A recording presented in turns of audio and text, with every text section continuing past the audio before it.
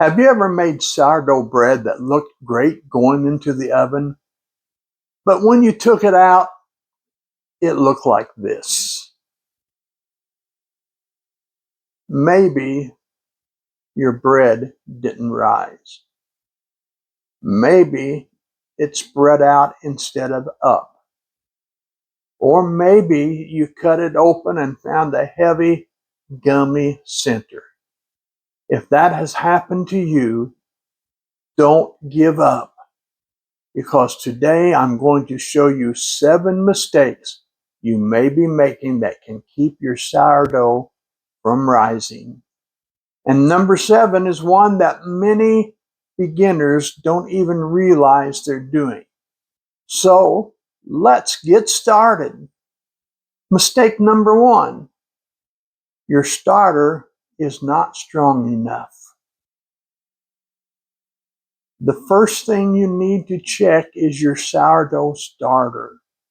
Your starter may be alive, but that does not always mean it is strong enough to raise a loaf of bread. A strong starter should show plenty of activity after feeding. You should see bubbles.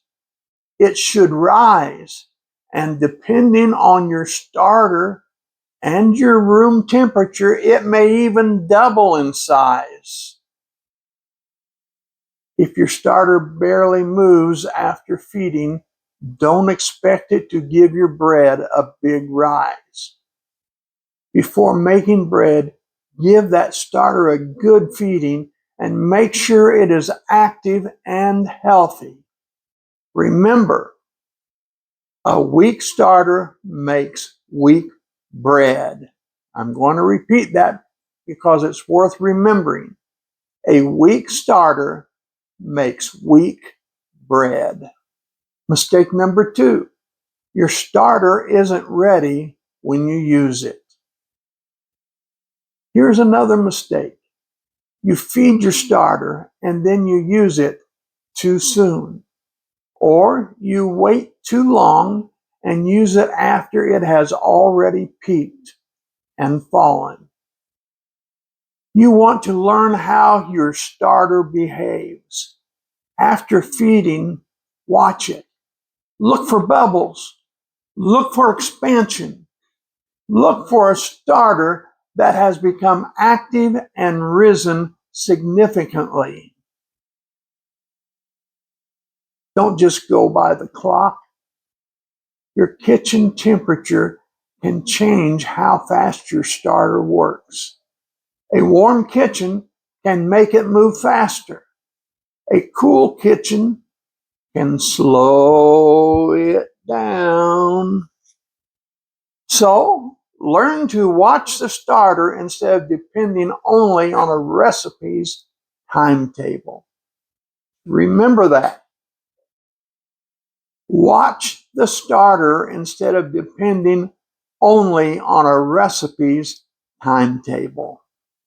Mistake number 3, your dough is too cold. Temperature matters. Sourdough fermentation is controlled by living organisms. And when the dough is cold, fermentation slows down. That means your dough may need more time. If your kitchen is cool, don't panic when your dough isn't ready at the same time as the recipe says. Give it time. You don't need to make your dough hot. You simply want to give it a comfortable environment where fermentation can happen properly. Remember, the clock doesn't determine when your dough is ready.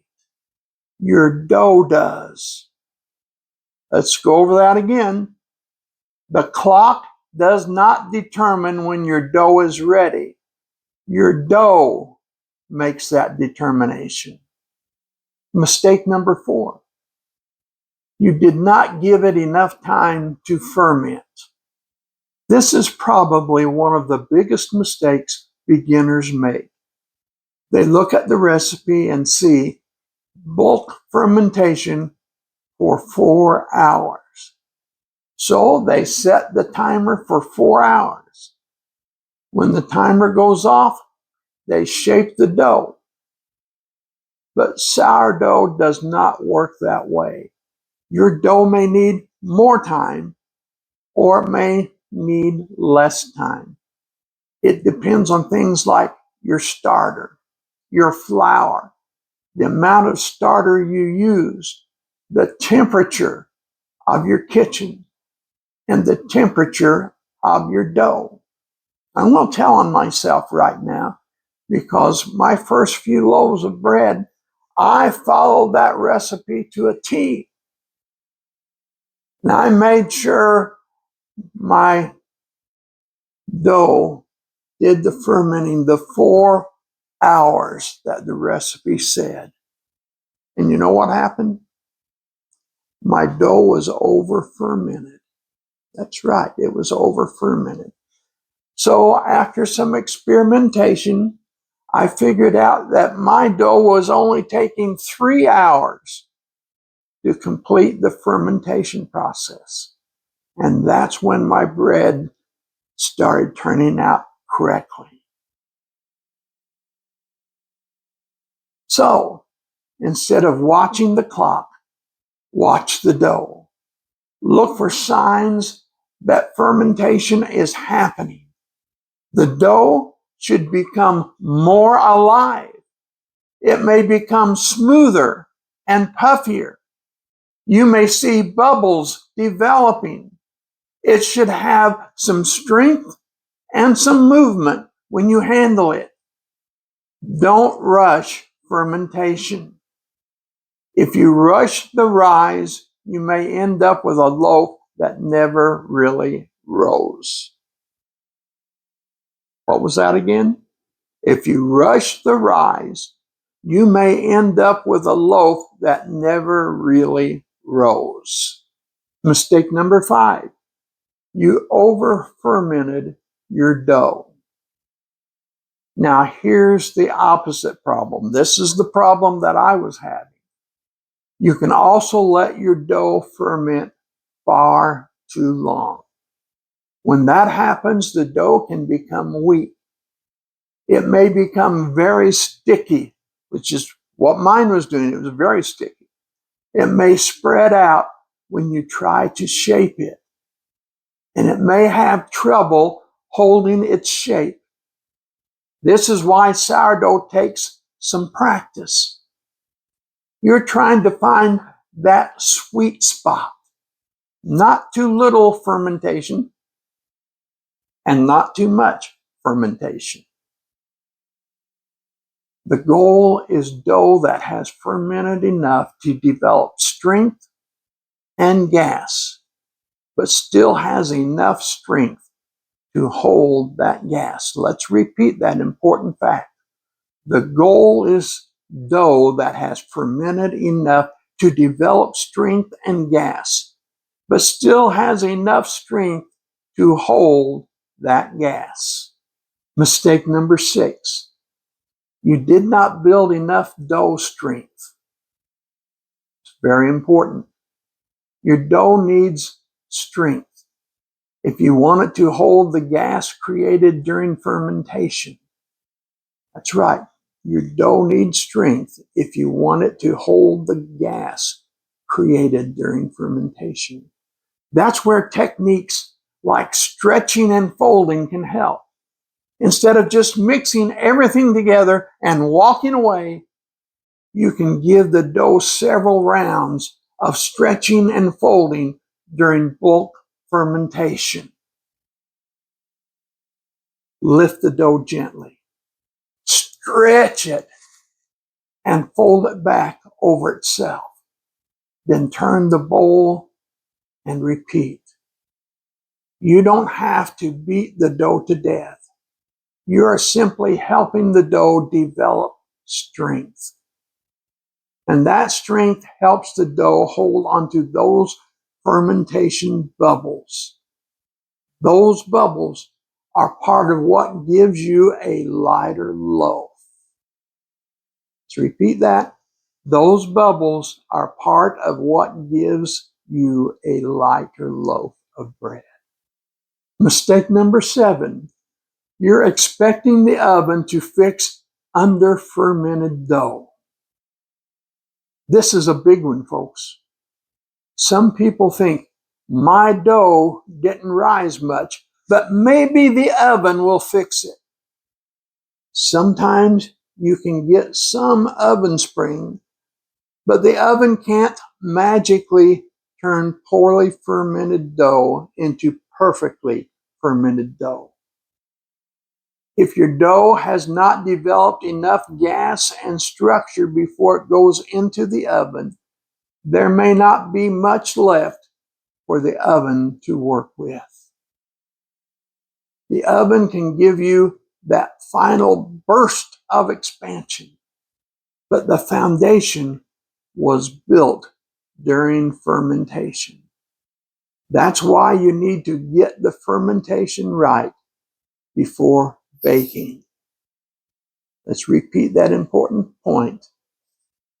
That's why you need to get the fermentation right before baking. Bonus tip: don't judge your bread until you cut it open. There's one more thing I want to show you. Don't judge your dough, your sourdough, only by how it looks on the outside. Let's cut this loaf open.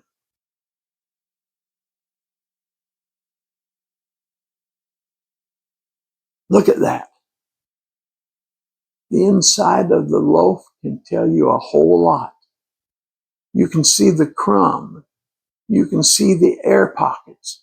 You can see whether the bread developed the kind of structure you're looking for. And most importantly, you can learn from every loaf you bake. If it didn't turn out the way you wanted, do not call it a failure. Call it a lesson. Let's repeat that important point. If it did not turn out the way you wanted, do not call it a failure. Call it a lesson. Here's a quick review. So let's quickly go over the 7 mistakes. Number 1, your starter is not strong enough. Number 2, you're using your starter at the wrong time. Number 3, your dough is too cold. Number 4, you didn't give your dough enough time to ferment. Number 5, you let your dough ferment too long. Number 6, you did not build enough dough strength. And number 7, you're expecting the oven to fix under fermented dough.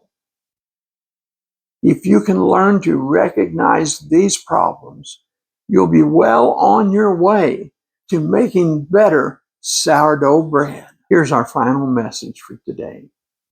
The great thing about sourdough is that you do not have to get it perfect the first time. I certainly didn't. Every loaf teaches you something. Pay attention to your starter. Watch your dough. Learn how your kitchen temperature affects fermentation. And do not be afraid to make mistakes, because every mistake can teach you how to make the next loaf better. And when you finally pull that beautiful loaf out of the oven and you cut it open and you see that beautiful crumb, there's nothing quite like it. Here's our call to action for today. If this video helped you understand why your sourdough isn't rising, please subscribe to Alan's Sourdough Adventures. I started making sourdough later in life, and I'm still learning something new with every loaf. I spent my whole life cooking from the age of 5. But I never baked a loaf of bread until I was 74 years old. That's right, 74 years old. That's what I am today. And, you know, it was this past March, 3/19/26 is the date on my starter. That's when I started this journey. And I've been learning every week. I bake one loaf of bread a week. And it sure has been teaching me. And it'll teach you too if you'll pay attention. Anyway, if I can do it, you can do it too. Leave a comment down below and tell me, what is the biggest problem you have with your sourdough? It might even become the subject of one of my next videos. Thank you for watching, and I'll see you next time on Alan's Sourdough Adventures. Happy baking, and God bless.